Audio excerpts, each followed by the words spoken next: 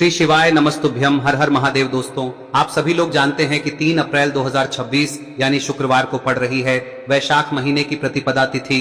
और दोस्तों, ये वो तिथि है जो वैशाख महीने में पड़ने वाली सबसे बड़ी तिथि है, क्योंकि यह शुक्रवार के दिन पड़ रही है और इसका बहुत ही बड़ा और विशेष महत्व होता है। पूज्य गुरुजी ने कहा है, अगर कभी भी मौका लग जाए और वैशाख महीने की प्रतिपदा तिथि शुक्रवार को पड़ जाए तो आप लोगों को 11 चावल के दाने वाला उपाय तो अवश्य ही करना चाहिए, और इन दोनों का संयोग बहुत ही कम आता है।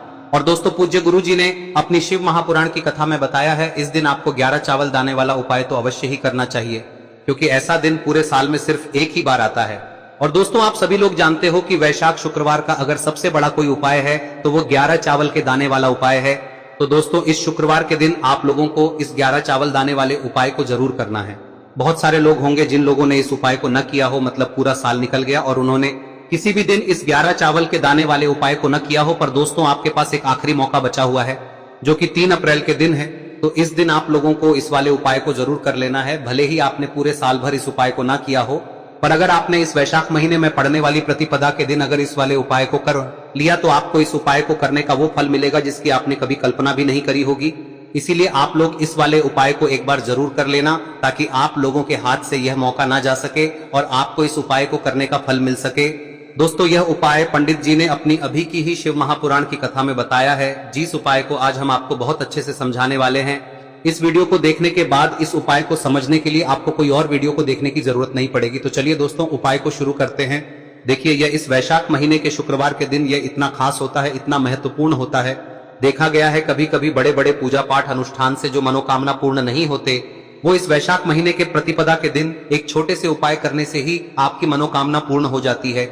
और बहुत सारे लोगों ने इस उपाय को किया भी है और उनको इस उपाय को करने का फल भी जरूर मिला है।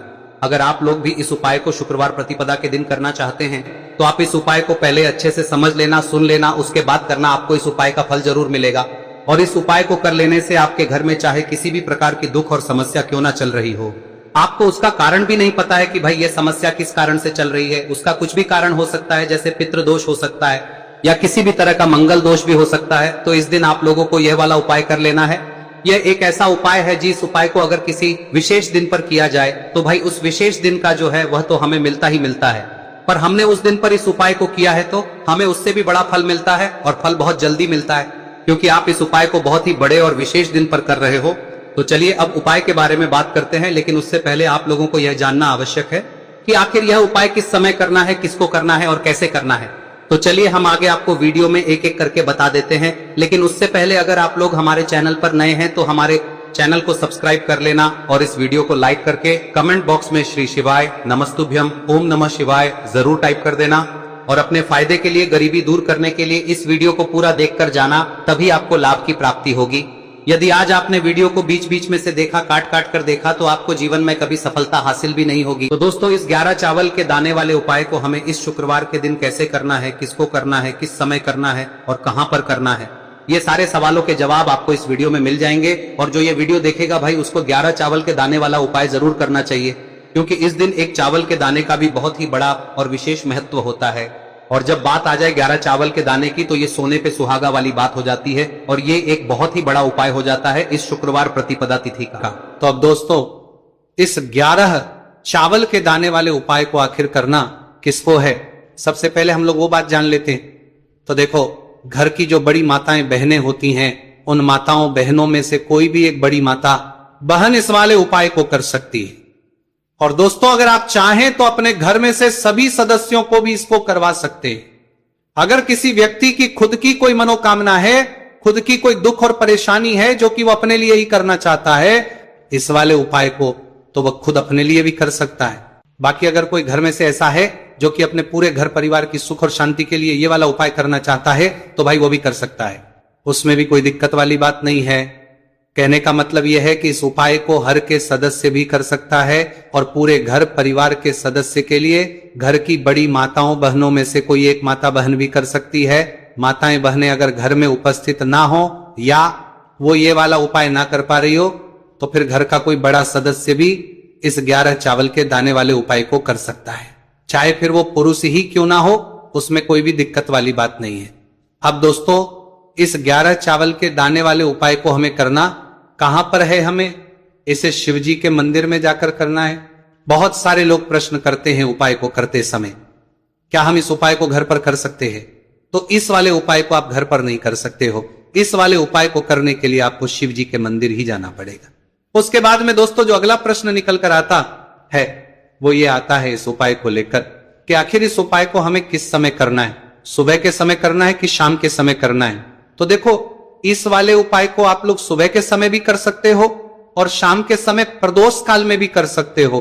अब अगर आप पूछो कि भाई सबसे उत्तम समय कौन सा रहेगा इस 11 चावल के दाने वाले उपाय को करने का, तो हम आपसे बस यही कहेंगे कि इस उपाय को आप सुबह के समय करेंगे तो ज्यादा बेहतर होगा।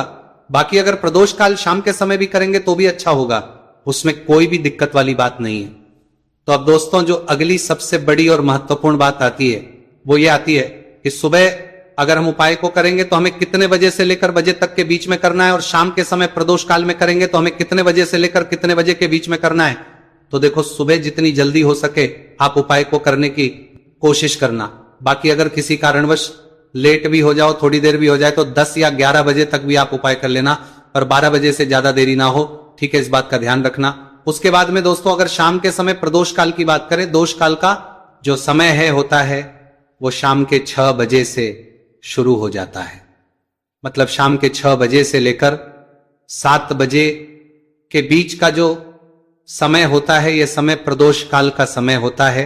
पर अभी जो मौसम चल रहा है, इस मौसम में जो है शाम बहुत देरी से होती है, तो आप इस उपाय को 7 या 8 बजे के बीच में भी कर सकते हो। मतलब शाम के 6 बजे से रात 8 बजे के बीच में आप कभी भी इस वाले उपाय को कर सकते हो, उसमें कोई भी दिक्कत वाली बात नहीं है। अब दोस्तों यहां पर इस उपाय को लेकर एक और सबसे बड़ी बात यह निकल कर आती है कि इस 11 चावल के दानों को हमें लेना कहां से होता है, और हमें इस उपाय को करने के साथ में क्या और कुछ भी सामग्री ऐसी होती है जो शिव जी के मंदिर लेकर जानी है। तो देखो यहां पर हम आपको बता दें, सबसे पहले आप लोग ये जान लो कि ये जो 11 चावल के दाने वाला उपाय है, सिर्फ और सिर्फ आप उपाय की सामग्री लेकर कभी भी शिव जी के मंदिर मत जाना, क्योंकि हमें भगवान के सामने ये नहीं दर्शाना है कि अगर हम भगवान शिव जी के मंदिर आए हैं तो अपने फायदे के लिए आए हैं। तो इसलिए जो भी पूजन सामग्री है, उपाय सामग्री है 11 चावल के दाने, इसके साथ में आपको पूजन सामग्री भी जरूर लेकर जाना है। देखो, अगर सुबह के समय उपाय कर रहे हो तो सीधी सी बात है, 1 लोटा जल तो आप लेकर जाओगे ही जाओगे। वही 1 लोटा जल अगर मिट्टी का जल हो तो बहुत अच्छा रहेगा। मिट्टी का जल कैसे बनाया जाता है, इसके लिए हमने पहले से बहुत सारी वीडियोस बना दी है। आपके पास इस दिन एक आखिरी मौका रहेगा मिट्टी का जल शिवजी पर चढ़ाने का और उपाय को करने का, बहुत बड़ा आपको इस दिन फल मिलेगा। तो इसलिए इस दिन हो सके तो भाई मिट्टी का जल चढ़ाना, तो अपने साथ में कम से कम 1 लोटा जल तो आपको लेकर जाना ही जाना है। अगर मिट्टी का जल नहीं है तो घर का जल भी आप इस्तेमाल कर सकते हो।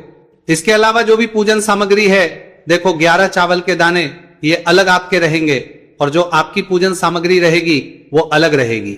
पूजन सामग्री में आप जो भी चीज लेकर जाना चाहे वो लेकर जा सकते हैं, उसमें कोई भी दिक्कत वाली बात नहीं है।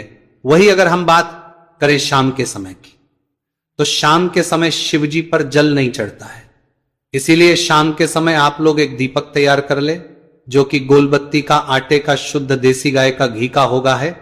इस बात का आप लोगों को ध्यान रखना है और इस दीपक को आपको घर से जलाकर नहीं लेकर जाना है, भगवान शिव जी के मंदिर में जाकर ही जलाना है। इस बात का भी आप लोगों को ध्यान रखना है। अब दोस्तों यहां पर हमें इस बात को समझना है कि ये 11 चावल के दाने हमें लेना कहां से है, क्या हमें दुकान से लेकर आना है या हमें अपने घर से लेना है या कहां से लेकर आना है और कौन से चावल लेना है, क्योंकि चावल भी बहुत प्रकार के होते हैं। तो देखो इन सभी सवालों के जवाब आप लोग एक बात में सुन लो कि भाई ये जो है इस उपाय में आपको ये नहीं देखना है कि भाई कौन से चावल है कौन से चावल नहीं है, बस जो भी चावल ले रहे हो वो चावल का दाना सबूत होना चाहिए, मतलब साबुत होना चाहिए, टूटा हुआ नहीं होना चाहिए, कटा पीटा नहीं होना चाहिए। ये बात आपको ध्यान रखना है। बाकी आपका चावल बासमती हो या सादा चावल हो या कोई सा भी चावल हो, उसमें कोई भी दिक्कत वाली बात नहीं है। तो सीधी सी बात है कि आपके घर के रसोई घर में जहां पर आप भोजन बनाते हो वहां पर जो भी चावल आपके उपस्थित हो उन चावलों में से अपनी एक कटोरी लेना या एक मुट्ठी चावल अलग से निकाल कर रख लेना, क्योंकि हम 11 चावल ही यहां पर इस उपाय में लेने वाले हैं। तो हमें यह चावल के दाने गिनकर निकालने पर डटेंगे, इस बात का आप लोगों को ध्यान रखना है। तो अपने उस चावल की कटोरी में से या चावल में से 11 ऐसे चावल के दाने आप लोग निकाल लो जो कि टूटे हुए ना हो, कट्टे पीटे ना हो, जिनमें कोई दाग ना लगा हुआ हो, है ना। अच्छे साबुत चावल के दाने 11 दाने आप लोग निकाल कर रख लो और इन किसी भी एक कागज की पुड़िया में या किसी एक छोटी सी कटोरी में आप लोग रख लो, ताकि यह सुरक्षित रहे, आपके एक भी चावल का दाना इधर उधर ना हो और आपका उपाय भी पूरा अच्छे से हो जाए। तो भाई जैसे ही आपका उपाय की जो सामग्री है 11 चावल के दाने ये तैयार हो जाते हैं, उसके बाद में आपको जो भी अपनी पूजन सामग्री है सुबह के समय कर रहे हो तो एक लोटा जल या पूजन सामग्री जो लेकर जाना चाहो उसकी भी तैयारी कर लेना, और किस समय जा रहे हो तो भाई अपना जो दीपक है उसे तैयार कर लेना, ठीक है।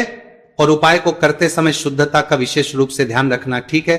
सुबह सुबह स्नान करने के बाद ही उपाय को करने की आप लोग तैयारी करना। उसके बाद अगर शाम के समय की बात करें तो शाम के समय आपको स्नान करने की जरूरत नहीं है, पर शुद्धता का ध्यान रखना है। आपको स्नान तो नहीं करेंगे, आप हाथ मुंह धोकर भी इस वाले उपाय को शाम के समय प्रदोष काल में कर सकते हैं, इसमें कोई की बात नहीं है। तो आप अपने उपाय की पूरी सामग्री तैयार करके आपके पास ही में जो आपका शिव मंदिर हो वहां पर पहुंच जाइए।